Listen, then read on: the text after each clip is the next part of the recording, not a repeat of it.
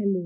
चला आज आपण एक नवीन डिझाईन बनवूया. मी ही डिझाईन Pinterestवरती बघितली होती.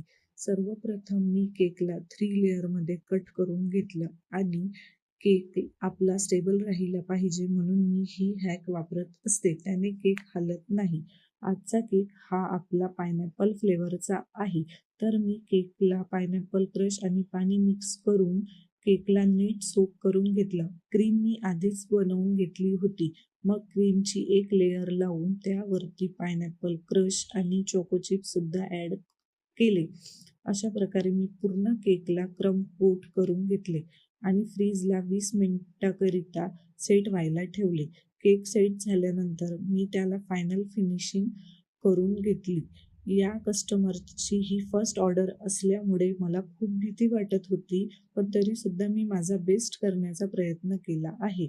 यानंतर केकला थोडा रेड कलरचा टच दिला आणि टॅग लावून नाव काढून घेतलं. त्यावरती शुगर बॉल टाकून डिझाईन करून घेतली. थोडे बटरफ्लाय सुद्धा मी लावले त्यावरती आणि मला साईडने थोडं काही करावं वाटत होतं, म्हणून मग मी रेड कलरने अशा प्रकारे ही डिझाईन बनवून घेतली. तर तुम्ही मला सांगा, हा केक तुम्हाला कसा वाटला? नक्की कमेंट करून सांगा. Thank you.